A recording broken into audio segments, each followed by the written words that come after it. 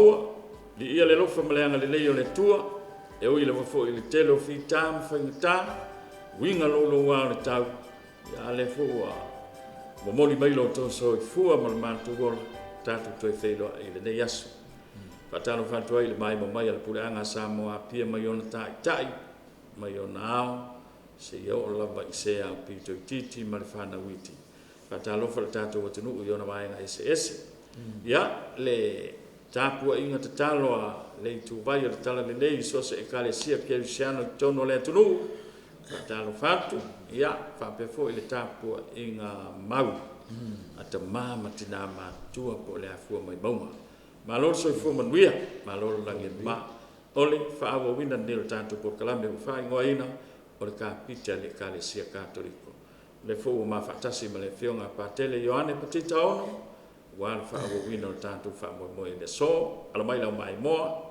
talo fa lo fiong pat ya so fo muia ma langi malve ye ritu ya ia fo nga rolo waka ya mai ya le kule mo le lau ai ya le lau le fatino ia tanto fufuanga mi se ve pa ko kalkalo me ko le tua ya wai ho me ko nga kauni a se pro fa fe mai putana yo o ki muye o ya ma o kar ma ko ki muma va pe ni ela ki o fa o ka ko ese makangi a o le si o ka e ka fa ale se le langi le male la a makalo mo fa pe ke ale su peselo que ali su peselo ko e kapalo sali ya ele ya me fa malu ye ka ko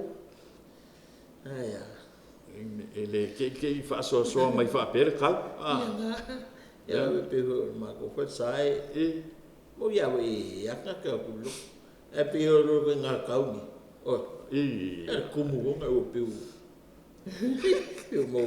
mo ma fe ka ye lo ko ronga si ka me ya ai awol poli olha ku ele ka ku é susu ya oi olha ku mau eu não fa eu fa ala ka ko winga pare como mo ka como tato tu olha ku le ku alofa ele tu la fo ina tato perché pione e chi fa alla si da mai sa le ya la ma ka yita talo mo le lo fion patel ya dei ne so fa tama le alo le ngang pa ia amene afta tele le tua la fo iola ia mato lo fanau mato fo lau pel fo lau ngal fa me moe fo lau ngal fa tutua fa me moe ta watu la fio lo malo lang pangalia yo mato ye pel ni lo lang fe so wa fe liuli wa pa pena fo fe liuli wa e ma fo fa tangata ya mato talo ye ta yala mato fa ngam langa mal fo longa ni tu maul mato fa tutua la fio o ni mato pio pape mato te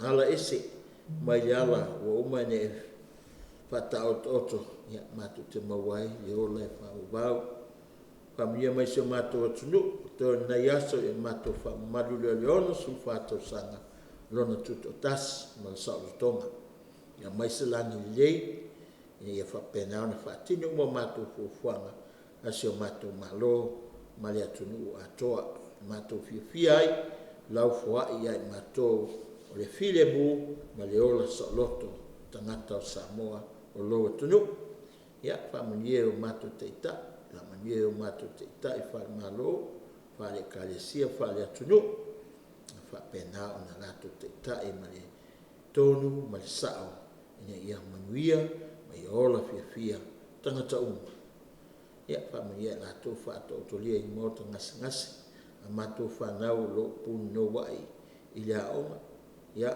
tu pulang talugo so tangata fa ngaluenga fa tino la to fa yam tute e fa maoni mali lo fa na fio mau so tangata la mātou talo ma le lenga nei o na keriso lo mātou wali so a futama le alo le nganga pa ia amen anu fa tai le fionga le fua tato o mai fa poponga tato ioi o le salvo Kapite ia e vai hasta luai ia ioi ia hasta mai tai au tu o fo ilo na talenga o fo ia ta upu fa ai ia ole la ia ka go sa tau ia kus ka go sa lo kus ole yang ka ko au talua ia luai ia fai un al vai hasta ya ngau kalua ho se ko so ai ko le fa mal fa ia le fa so ni yaso ia o wala ile ka ole me ile ka ku fam tala nga la vea ko fa fo ang mai Samoa ko po ha wala fa lo mai tangata en fa un tatu lo le tua mo la ole la lang si manga me na fa ile tua mo ka ngo ai lo na lu o tangata the human person, the world and the human person. La fa mai ia ka ko maka ya fo the world. Ia o le movement o le mingoi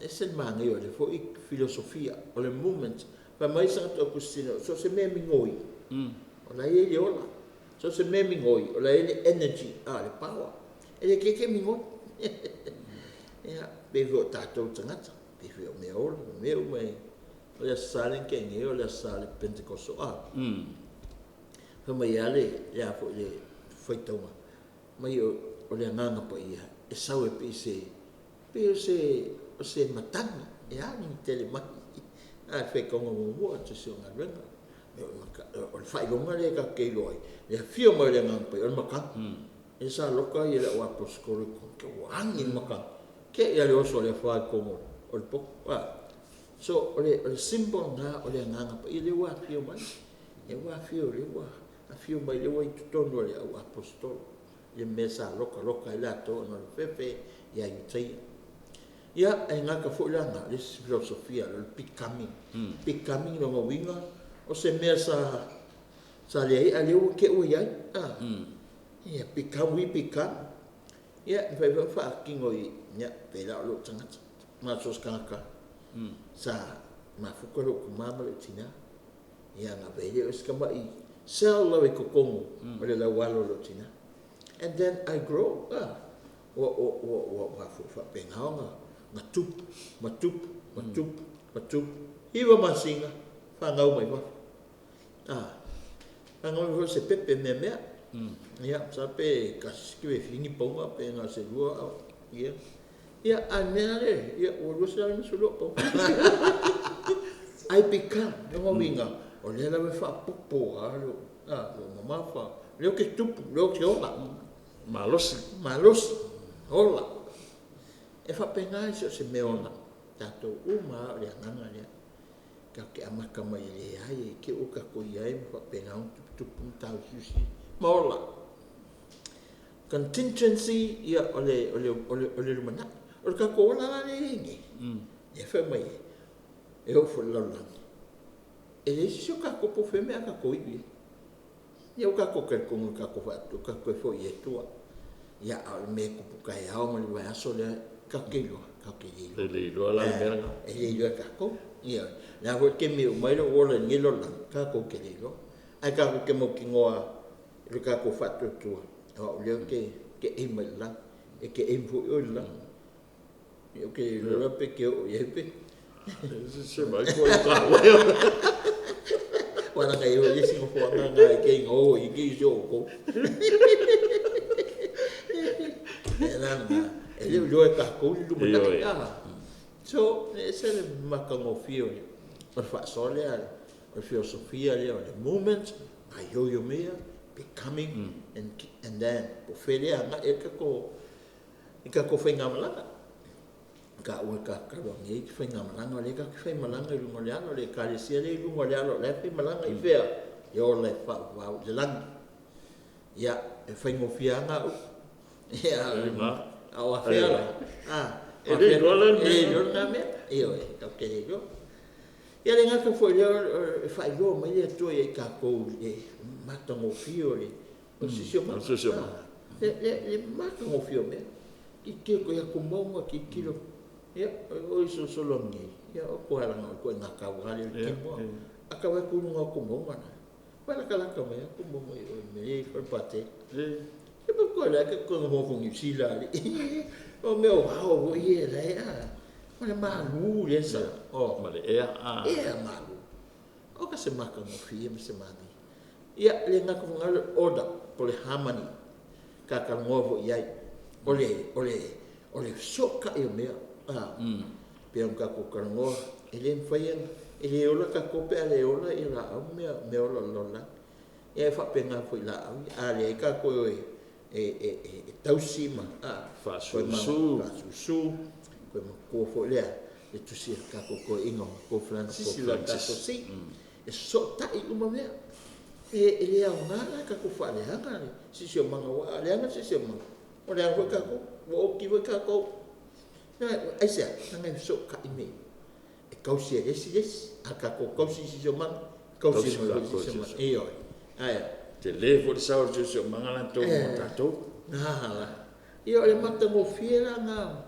pe va o ai na foi ngi me so ka ngi me so o pe a me na nga ka ke go e ya le mana silia e le poto e silia e le malo si silia ya le pa mai one can come to a knowledge of God as the origin and the end of the universe.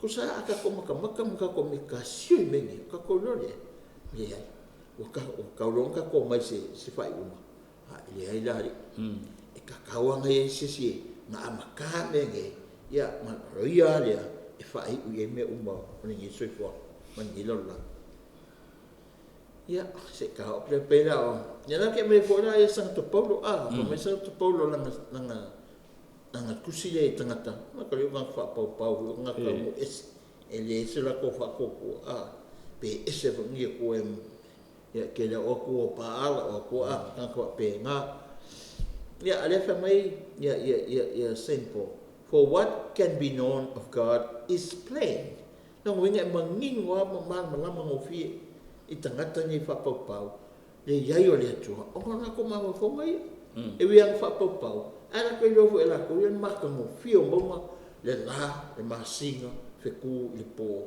le sami le marka mo fio sami e le oso le la le ngoko le la ni me uma peke lo ku peke le lo e ke lo an marka mo fi 10 times aminga mangingo fu ya la to ye yayo le tu me marka mo fio si manga.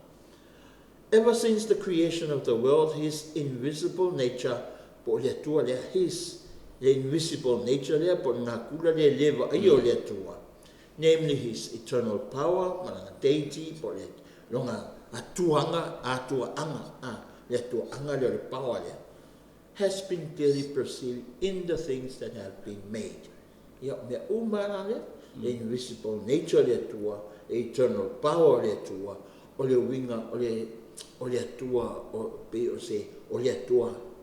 le tua anga le tua deity le lo mai tanta fa po kala le a po sanga po kala le a po e lo mai tanga mala ko ma ko fo winga ma lama yai e mea na faia o le lola in creation e voleva me Santo Agostino mai Santo Agostino questioned the beauty of the earth mai as Agostino makango fio le afole la lola. He questions the beauty of the sea, the makango fio sam beauty of the air le fea malanga solo le air le ka ke mangawe le aria ka le mangawe ka ke ni sia mas ka je maloma ma le la lola ngi ato le aria kas no ingale fea lua solo le air le kas ya kasi nga me fa mai sa tu o se me matango fi ia le nga fo le beauty of the sky e matango fi o le langi ma le atu lau my all these realities, and they all respond, see, we are beautiful. Kusor kala ya ata me umangi, ole lalolangi, ole sami, ya ole langi, ole sami, ya ole lalolangi, ya mai ole lako pisere. We are beautiful. Ale lako responda por lako confessio, por lako profession, o lako fakokua le Pio le fola me lato, se fatutua, ile mea matsilia ton matongo fi, na faye lato, oai, o le atua. Aya, o lako forfolanga le o lako fakokua. O le makongo fi le, makongo fi o sami, o le la, mea uma. Ka koa ka kon misa. Ya me pate tatu talo o te fatu tu fa kingo le ka tinonga fa ku ya langa me o sisio mangale mfenga ngala ko fola va penga ala wala le fola la ko le tuale le fatu tu le tuale o le maka mo fiere la ko ke o fuai e ka ke o fuai mo ka ko mavolai o ngal mata mo fiore sami la masinga fetu sio manga o maunga o waikafe o hao mea o se makango fi. These beauties are subject to change. Ya, o le si amelia, o lea, o mea umangi, e suisu ya. Manga ia ngala ngafi, e alangi, o suifo, o kim, pongsa, susu, ke le waiwani. E mea e suisu ya. Ya le lai fa mai fesili a sanga to kestino. O ai lai mo fai ngo suisu, ngo fai me ia, o suisu ya me ia. Pe a fai ele o se kanga ka se being na e ka ke e se vai ka kon ngana e ta wele le tua. A beautiful one, being a beautiful one. O ai lai o le tua. A le tua na le ele fai o nga suia. Ni mai ka kala yang ko ngai o ka wa maka ka poklan o le ko e suia e ko mawa le tua ia e sui me ka ke wa ie lo lang me no se le tua a le tua e suia pe kimu pe la ko nga wingol ka sa vi o mo me e sa o mo mai tu o ina e suia inga io me o so fo ka ke yo le mata mo fio le tua awasen la ve anga penge fo nga pa ka ko la langi nga le la yengi kim o ma ku le ko makanga ngi la ave e no so nga le ve a pe su ya yo ka su ya yo me su manga o le la ne manga il sala mo le Mame ke ole salam. Al salam le e a fo e pese mai e fai salam le makango fio. Fa e ngat salam. Mai ole kaimi ole kionga. Kaimi ko uluaile ya fo le snow. Bless the Lord. Ya ole lama masinga. Bless the Lord o feku. Praise the Lord. Ya ola out. Praise the Lord. O vai kafe, ma vai eri, ma spring sunga of water. Praise the Lord. O le sami. Praise the Lord. Ya o bang for the name, bang for the praise the Lord. So everything about creation me lo existi lo langi ne tatu te ia. Ma le sisio ma. E we vi I uma yetu. Aisia. Le matongo fi le tu. Se Maria. O mea u mang fai e we vi I le tu. Eu vou lá em Ainel. O ngai mang. E vivi ile. A o le baile. O langa ngati ino. La fele ko angi. La fele angi. Ke mianga yo so mea ka ke me karangi. Ne vai ka maua ko ka fa soi Laudato Si. Le vi o me ola ye ko. Ya pe a ve me ngai me la vi ye ko ka ai ka. Ka ai ala. So ia kapsong pia ngai me ola or we ave me ola ka mai o ngo me la ko fala me wakawe. Ia, seli. Ai ko kilo wakaro wuka. I whai mai leo meo. Se wā makanga. Ngai loe malama tangata i le wawala lata o le rofo le mea ola pe e kaunga nge kausisa mea ola. Ia o ke peki a kua e kausia sa mai le pusi la waku pafunga anga Samoa. Ia wai le ia le e foi lea o ngā alka i whaurako. Ke lea o ngā. Ia mea waka i kai whai mea ola. Po le ame loka le la wā, po le haa loka sau le ka wha le konga, ko mawa whau sisi. Ai, ka mai lore me kai ka whau sa wā punga mai wonga vai fo i u ka ngopo, woi. Ai, ki e ua ngalo umakula. Ia, e sau le me ola. Ai, ka oma loka kino, la e fia mai, ki nganga le ai me le i. La e fia. E ku maua le alo whan me ola. E wha maungi le alo whan me ola. Mena ka ke e se ya o ka ko e skemi ka ke la ko eva ui me o ka fari mo for kai faule so ko ele ai ka sa wala ai ai lo la ka ke la ko ya la sanga o ani la sanga o ko ke le ma ko for o le ka ka e se manga o ko la ma ka mo se Olha esse sengaleo, ka kapanme. Ia na ngai. Ia o kango mai aka. Ka kikire makango fiore. Olala. This is the world, this is the earth. Panika le ole, la lanta so como light. Ia makango fiore blue and green. E oi pese ka koa. I Samoa me she is green and blue. O le blue o le avol sami. Ia le green o na au lo afuai lo la. Ia ngi me uma e interconnect. E so ka i me o. Ia ka kola langi nga. Ia sisi wa inga nga o se wa isngi makango fio ngi me. Ia la ku am sa ro ang sa mo wa ku nga ka wala ku nga ka foi lo mo fale u pe ia o ye o le vanga lo ki pula i wan me ye o ya ka ki me ye ska to ye o al me do nga makango fi ele nga makango fi me le fe le tu makango fi ala ku ka ku lo fo le ku ka ya makango wa pu ko le mo lapis ya makango lo man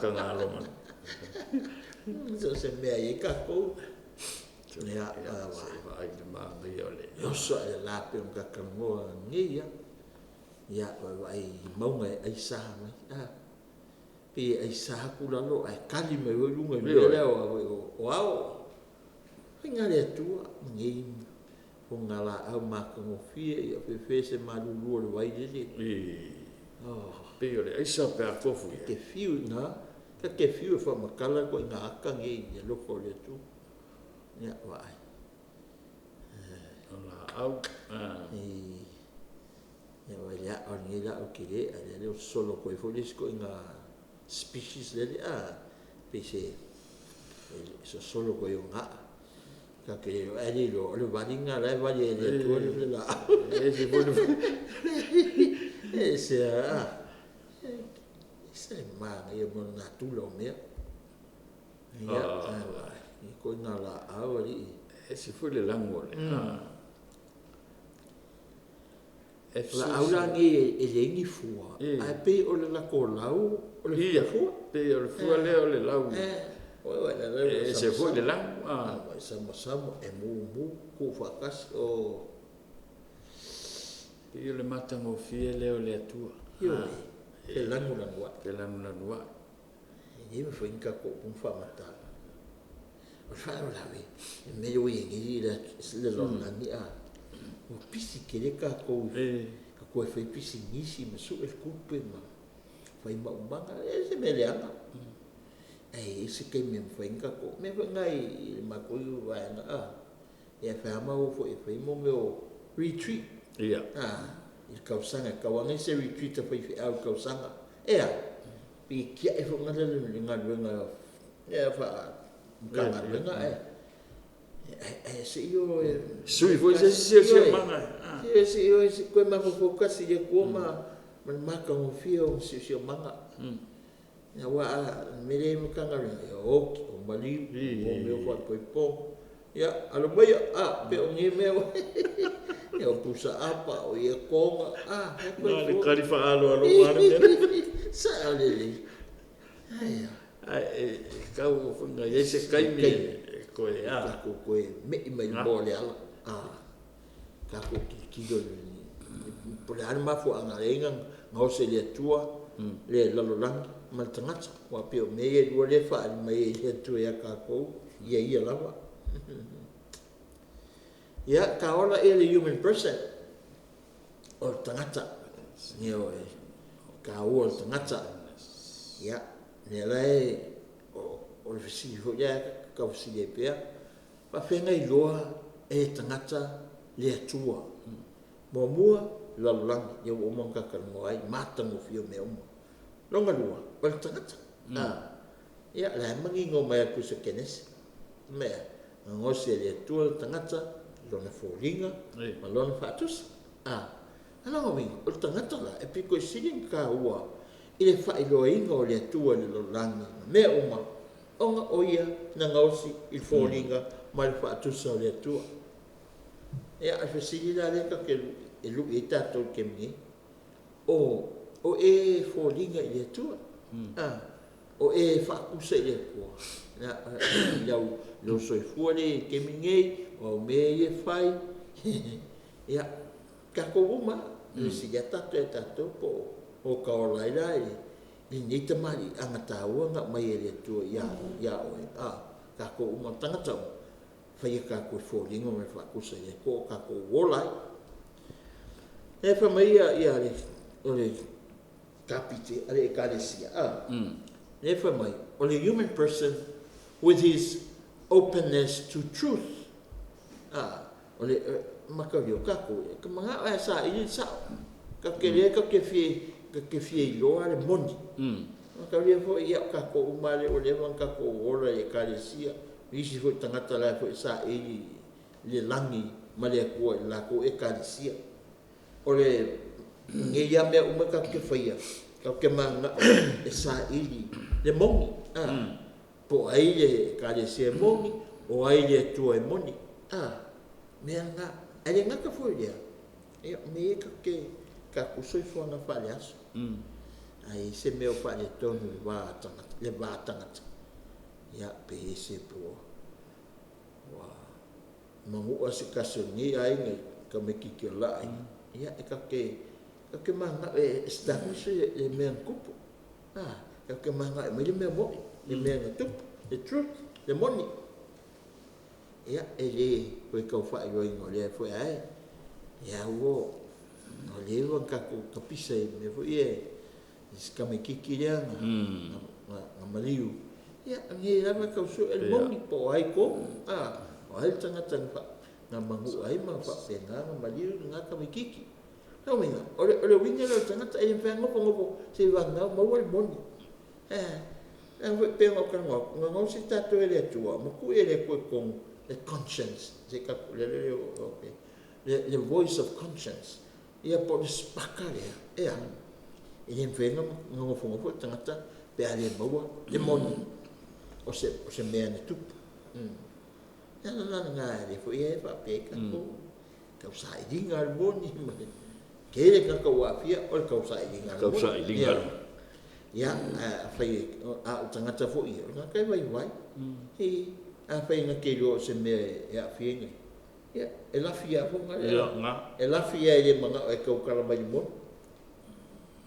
pe ya nga fia o tatu re matu atama sauria ko le sky wole ye eba kam ale belo ye isia manga la fia moni ne me la me o fai la lusta ile tu ela ka wele e me ane le winga le tangata anga manga o tangata tuli le a mi ton tuli le mon ya e ngata fo nga human person's openness to beauty Ia leo mang maka no ko ngi sisio mang. Sisio mang. E maka ngo feel sisio mang. E fa penga ko tangata. E alo sai ili mafu anga o mata ngo feel. Ole ni lo langia ke ia. Sense of moral goodness. Ia o ka ko lile. Mai so mai so ele ko le tonu fa mai. Le tangata vale. Aisa. Ang kakilo uma tangata uma ko ye ko linga mat pa tu sa le tua o tangata lele. Na faia le tua la langi mai le tua sisi la ku maunga meo. Wa lele. Fai lo la ia le tua tangata. Ai mang fai tangata mai sisi la tu le tua mai. Ua matua lele. Wa wa. Le wa e mat fa ma ma kwa lele. Lo mo tangata is good. Human beings are good. Their moral goodness.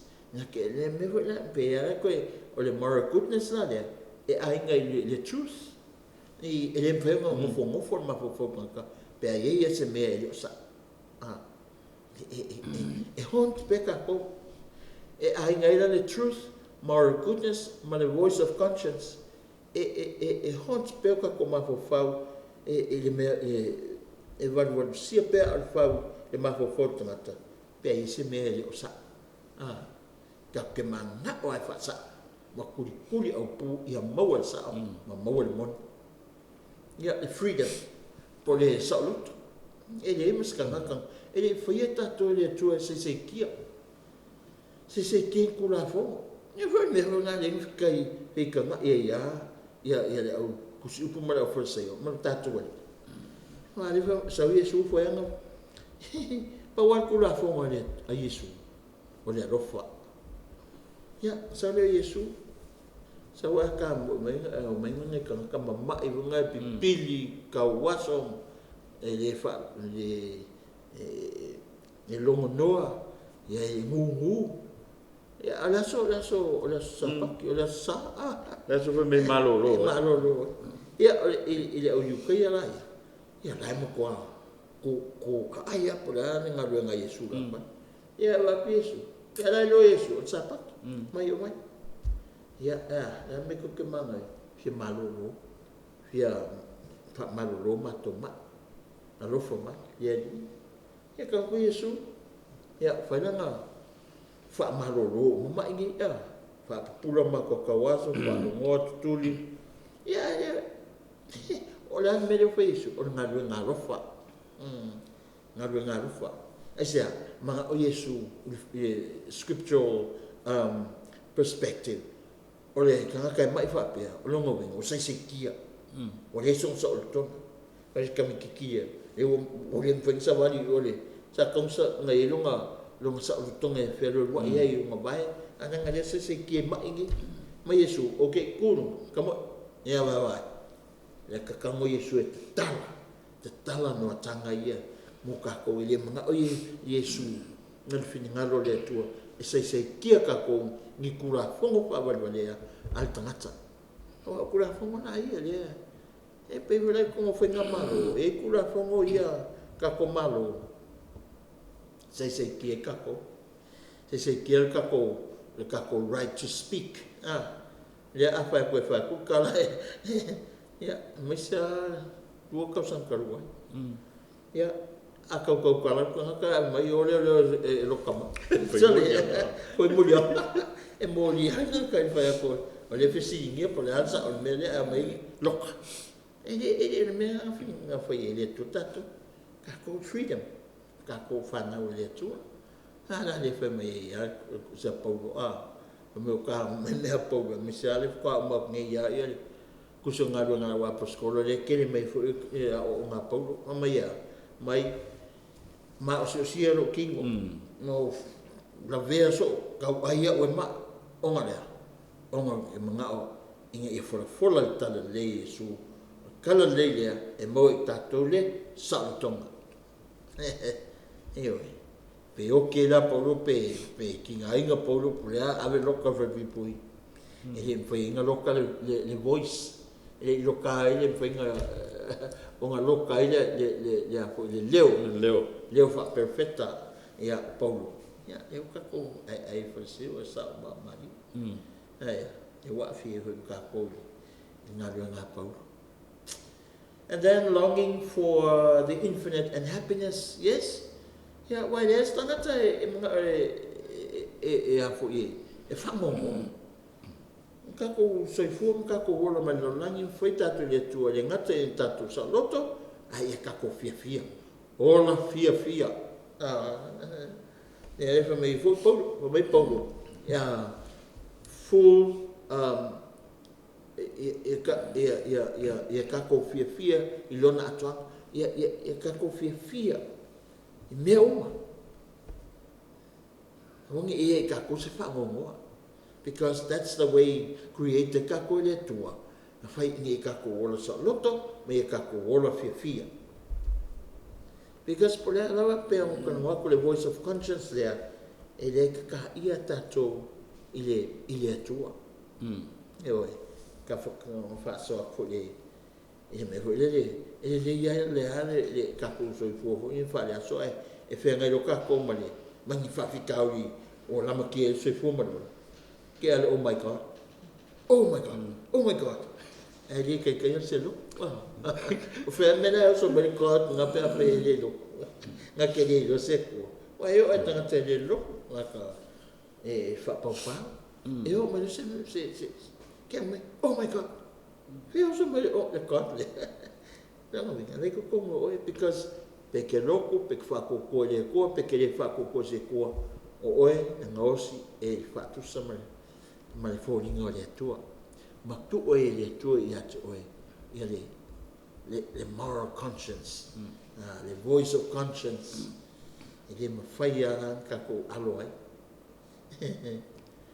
Ele me fai o le ana fai ele atua tangata au mai ku mai masalo kom ku mai masalo tonga freedom ele fa pe la ana au mai mal fai talia ia oi me alo fa sindika singa me alo ta wa le to tangata fai talia no fai talia le pero freedom e fai le fai ma ia makaulia na ia vai ngal tangata male lalulangi pa ule ia ma fu mai ata mai yang salvo mai lalu ya la fa pe ngai kako fai ko inga fai unga se pangal vai ngal tangata io ko wa fia kako yang sal ia le kako fai kinga wa ko se ai fai pe yang se atamba wa upisia mai tato pat na ngau si tato le ko inga ko wa saloto maku mai ka ko so e va pela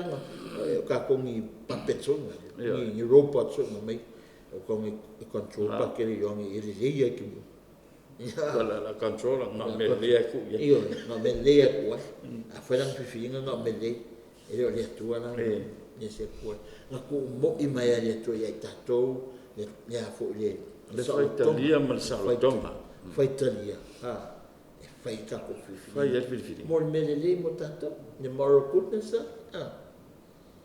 ya pangale ya ke lo que me kako ke se kako fai unga pe ala se fai va atam me ya ko kako lensa ya ala ngale sai akam fo mo eva fo oi o Yesu atam fo Maria o le eva fo la la kalo le tu por forlango la patutu le tu e le lo au lo fina o na le fai ia te o tu sa ma lo fina e le lo yanga mo mulia ya Yesu ma Maria ma ya Yesu no tamai o nga kele le pule ke mai e wilia au ni fai lo ya fai pelo fina le pula la le ma kuruse popona ma kuruse e fa mai Yesu e wala iu yang mo pala ai mo fefe sa fefe Yesu pe pe tato wa o Yesu tangata ya e fa mai Yesu le sa plano fefe o ke fa tutto fa mo fai lo fina o fai talia le tangata io ele fa pena nang sala ro tangata kia ilo ele ko ai le ko ya nga sala tangata mato atam au mai Yesu Maria fa au Pei ana Samoa la vea. Sa le al Samoa. Ya fo ele manga e fengo fili va pe o ya wale anga o me la ri ya kama kelo. Kilingi umanga me ko vesis kop me fo. Ele fa penga to fa le tua. Ele fa penga le to pe foi ku me ai ko ki te hitla ya le ai. Mai ale tua le ai. E ko foi ko le ko la mai ko e sa no mo fetalai lo le tua. Ele ko foi ko le ese mai. La ka lenga la le ya kama ele ko fa ya nga ile lo langini. Nga mai ia atama e fo Yesu Maria ko fa na fo winga ile lo langi mal tangata ala ka kula tangata fo ala ya Yesu mai se Yesu ia Maria ele su ia la le tu ele su ia le tu e su ia ka ko su ka ko le ai la lofa mai lofa na ko wa e fa penga na sala lo akama e fa pe o ke lo e feliz me ko de ya ko a mai e ri atama e va ko fa ai se o akama e va ya e mai ele atam fo mai e fo so ele anga ko ala lo la le anga ko mai ele tua langa plan of salvation Yesu le atam fo Maria le e fo e koe undo, if you like, undo mea eva ma akamia whai whengen tuai. Ko so wa cancel e Maria, le leo Maria, ma Yesu, wa cancel ai, le me leanga ma leanga sala leanga whai atama eva whengen tuai. Ko koe whako e la, ia leo le o sisi o manga ma le laulangi, ma tato uma, ile meanga tau whai e lea tua. Wau ila ia e lofa le tu le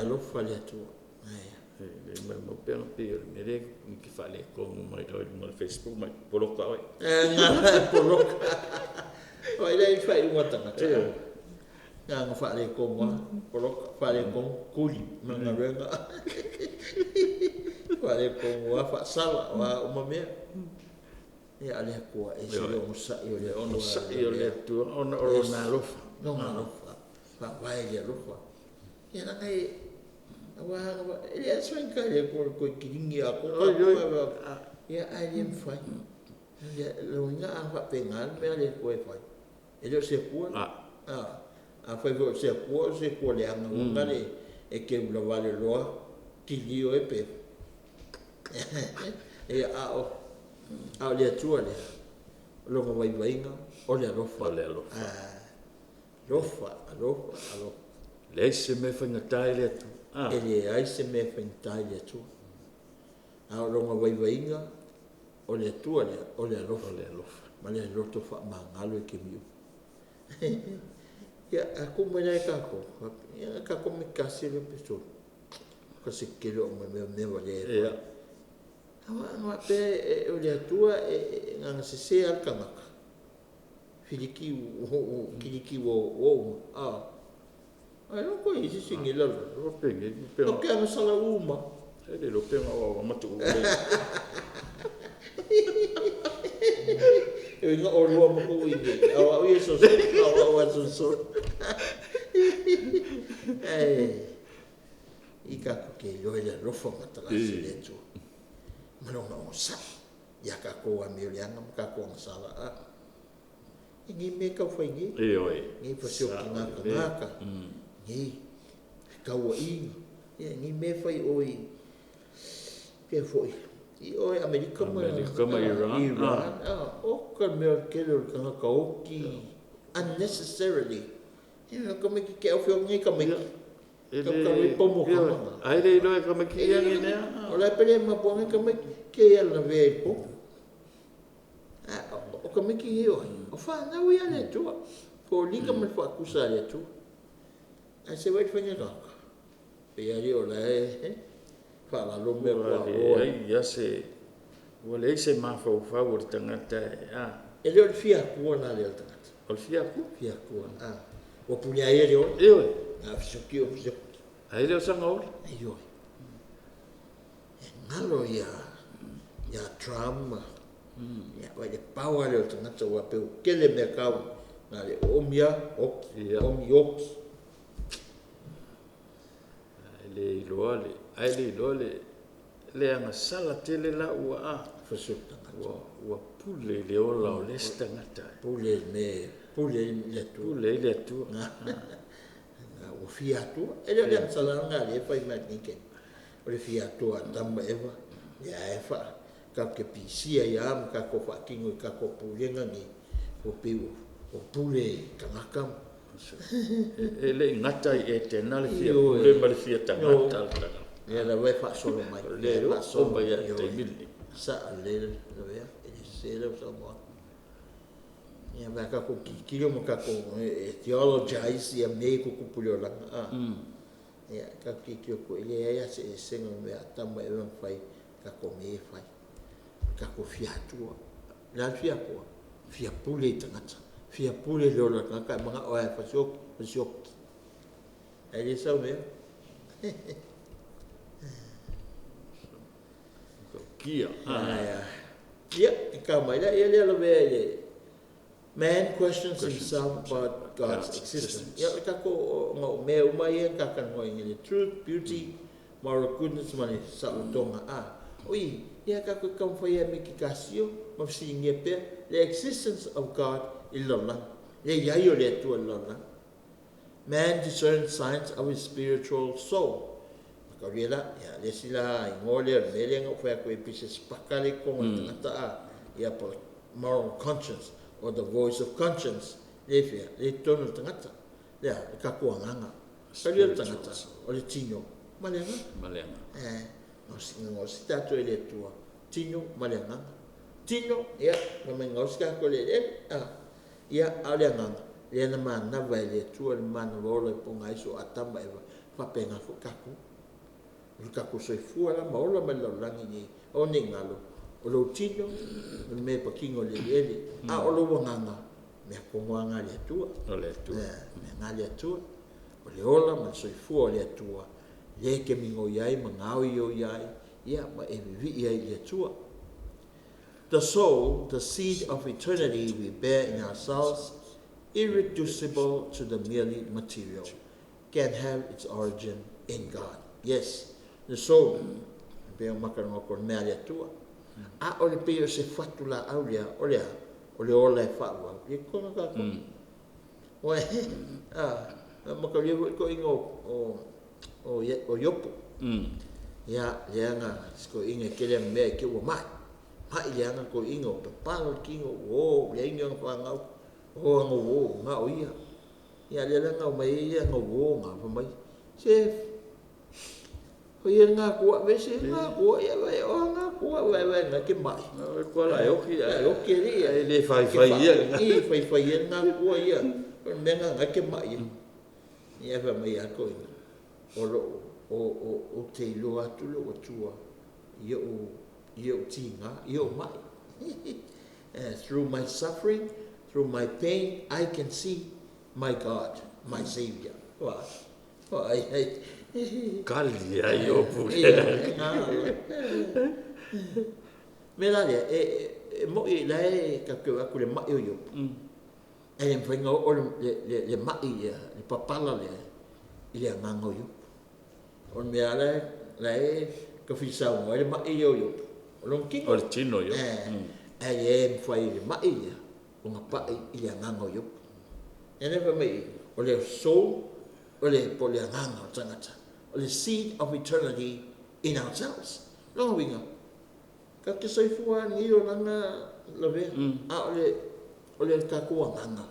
O le mele ale tu le ka fero ka ko. Le ke sai fuai le o ke mingo ia o ke manga wai o ia. O le tu. Be se lo le tu manga volo le o ka ko feo kilo. E ka mai ka ko. O le tu feo ia. La feo la. O no soi fua mo na ora le ke pe ave I ke mi ke soi fua mai ola no winga o le faku le o le ola I fa wa so when we live we are living life eternal. Ma sa ingo fa mai ala sakramento de Eucaristia. Misa. Wa ka ko ia me ai le tino ma le toto Yesu. O le kinga ma koko Yesu, o le me ai o le lan, me ai angelu lan. Ale ko ai la longi. No minga, ke mi ka ko misa ka ko ka le kinga ma koko Yesu. In that very moment, o le ko Kalisua, I me ai o le lan. Well, you know, it's heaven on earth. It is heaven on earth at this particular moment in time. Que me fez missa, vai a cari so like cari ele me ai olha O Paulo tem me leu tatu a wai e le tariswana. Io. Maleli. Io, what king olha ali? Tino. A fera e isso que me. Ela. Alega que ai no tino. Fa sacramento. O mistério se nia pe sa e ngame e fiwa ka ma fau io la fe la inu ai su ai que elon king o loni o le tino fa sacramento ma le fa tonga le katoliko o le tino ma le toto o le nganga ma le tua o Yesu le ka ke o ke me ka le so it's not just ngal king o Yesu. Me voy a to mercy. Como ia, o le tino ma le toto, o le anganga, ma le tua Yesu. Que lelo ka oko i lo ao, ke me kalia Yesu. Esa clameta de Eucaristia. Ese no kau kia se mawhainga mawhau i le mea. Iyo. Kau ke siwe mawhau. Il fa misterio. Il fa misterio. Peka kong pea me huela ka kong kasi malkas e lua. Mangingot kasi. Ka kong pea mangingot melia. Ya, ma peva o ka kong mapai ai. Ai sea, misterio. Ai pea makanga kong ma la veis. Ka kong pokanami. O le melia o iai mawhau tamata. Lean me so swangi mai ka kong le mamalama lea.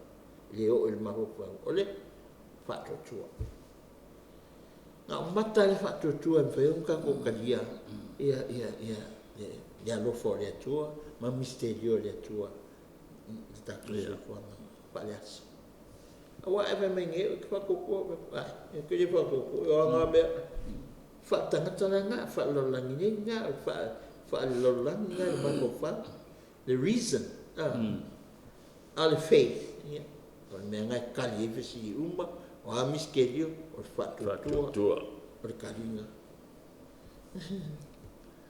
e foi ka wai mapa e leo po Benedict 16 e langa tusta i alanga ka ole fides et ratio ole faith and reason io ka ole faith ka ole reason e ma fo le tangata ma le poto tangata the capacity to think ka ke me kasi kako whangaru kako mental capacity e kako whawinga i meo leo langa nei.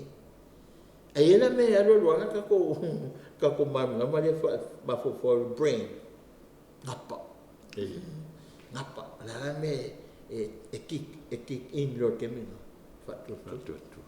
E koe fo ea okusino. Ia. Ne ngana koe alu e whawani mawhawharu ya sale la sangio. O tasto pa ia. Ia o se miskerio vai. E va fenga le to tamale to le alu le to Ekalesia le ko. Tole kasi luo ko. Ekalesia. E fia to tasto pa ia. Tal.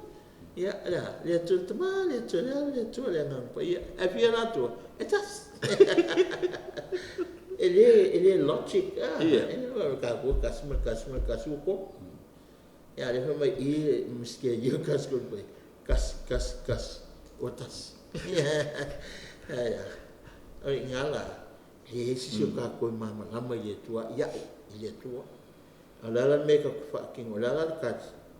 Ya fa do wai ma wo for ka. Ye mesti sema. Fatu tua. Apa lo ka fa ko. Ko ulo ye tua ya. Tawan me ka ko fa ko kom tani. Bea Agustino. Nga rifia mamla mai miskerio. E whasa o mera kamai. E whasa o mera pepe. Mai, e vai.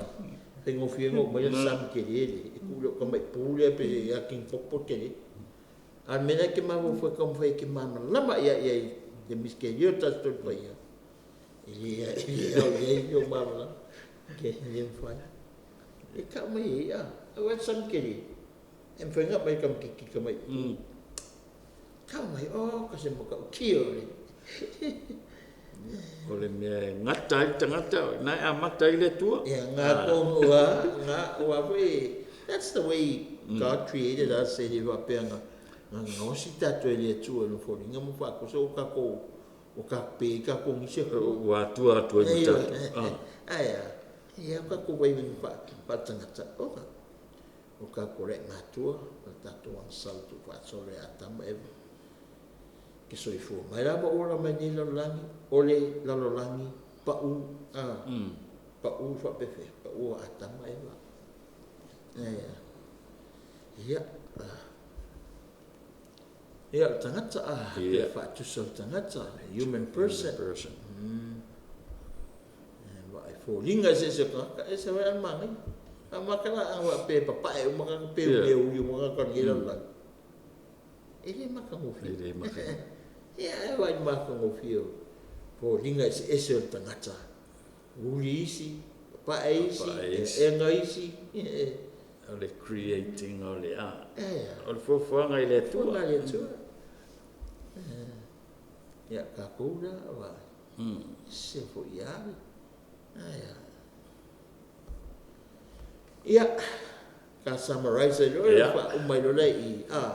Both man and the world participate in being itself, which alone is without origin or end. Nung winga, may kakanmoy, tangata malalolan. Kako ke participate, rumaya kako away ile being itself, ole tu. Kako lale away being itself. Ole atua na vai ile no langi ni ewi ngale ai se kingo le ko lo langi ni ole tino ole man maletino ole world me rum ka kan ngonge ai se manga malo langi matangata ole ka ke yo ole a fio le atua ia tato le fio le tu lo langi ai sia awa oia alone me lo langi ele song origin ele se amatanga, ele se uma. Pea maria fo poli ista mai ole atua, ole alefa, amatanga me uma, male o meka, o ia i me uma. Kama kala ia. Koe kaua lunga me uma. Kala malo kausala koe fa. Kaua. Kala malo kausala koe fa i. Koe siwa kaua lunga kausa. Therefore, in different ways, man can come to know God, that there exists a reality. O ila, ka keloi, ele reality le mfaio ka ko enjoy, ngale mata mo fio lolan. Mala tangata. Ele fa mai ele kapite fa mai, which is the first cause and final end of all things. No minga o ile, ole amatango me first cause. Ya, mali ungo me a reality that everyone calls God. Oilia, St. Thomas Aquinas lea. Sumo theological, number 1, 2, 3. Ya, le lema o kongo le CCC, por kusi le kapite le Ekalesia, numero 2, numero 5. Ya, o ka semanga, ya, longa winga, o I ka ke loe, o le ka fe ausi, ile rofo le tua. Male being o le tua le laulangi nei. Ya, o I o le amatanga, mali unga me uma. Wa ngi me uma, ke me uma. Ya e kasi al tangata na amata me le tua. Koe whai u foi la me uma I le tua. Oia, le o ngalea St. Thomas Aquinas. Man has capacity to a knowledge of the personal God. Yeah, longo mingi, ka mai. E ka capacity, we have the capacity, the potential to know God. Why? Because God willed himself to reveal himself to man.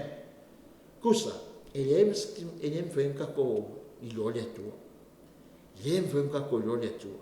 Aia, wa whaatanga e le tua ia e whaeroa mai o ia tangata. E ala ia. E ala the reality ia. E ala i ngau singa e le tua le laulangi ma mea maka ngofie and peace and, you know, harmony. E mese po le tāua le tangata. O i, whaatanga e le tua. Ia le tātou, ni e tātou malama ia ti e ala i awala ia. O le tangata, ma le laulangi. Anga le kangana le koe e alau whaakanga ka ko ke malama ia e. Le se me ko ke malama ia tu. We can't. E au whaka. E whingalo le tu man maho po le kiko tanga. And to give him the grace, ka sia le mai le tu ia tātou. Ni mwhaiong ka ko whailoa i mai ia. E ala le whailoa mai o le tua. Ile whaatutua. Here again, we come back to the faith. Yeah. E whakokua le whakako. Tāua i tātou le fio le tua. Ma le ai filo le tua. E soifuanga le kakeia. E ala i sisi o manga. Ma mea matongo fie. E mwhapenga fo i matongo fie o tangata lawa ia. O le whaatusa ma fōringa o le tua. Le lewa mai, o le faith. It's not opposed to reason. Runga, e le whai ka ngai, pe whi ai ngai. Le whaato tua le ka o tangata. I le tua. Ia, maruka ko i lo mea e le whi ai ngai. Ka ua, me whaanga ka penga whi ka mai o se mngadio. Ka kaunga o e la onga. Ki i whapena ngā lo whia pakere, e sa pakere. Kaunga kia, o ngā maskaki, le reason langa. Le o ingo, kako mako whau. I mwheong kako wha lama. Ia, tātou whaatutua. Man mako mo whia. O le wha iloa mai po the revelation of God. Ia i tātou. La maua i Catechism Catholic Church number 35. Ia pio le. Ioi, wa, tau fo malta taimi. Malo. Malo fo i whaftai i lau fionga. Ia, i e te tulunga le tātou por kalamil na. La te mau fo i se siava no al vai as fau. Ia, pe a moli e li so i fu maleola. Ia, whaftai tele i lau mai mo mai. Whaftai fo i le fionga pa tele. Molo na vanoa ma le taimi tāu. Ia, me se le whaasoa. Tele fo i le whaoloanga le nei aso. I le tātou por kalame. Ia, e le ate mau se siava no al vai as fau. Tātou toi wheilo e. Fo i lea ia manuia ia. Tau o mga umar tuto tasi o se tātou tunu. Manuia fo i le nei aso i tiu te mawhaiva. Ia, soi fo ia. Soi fo.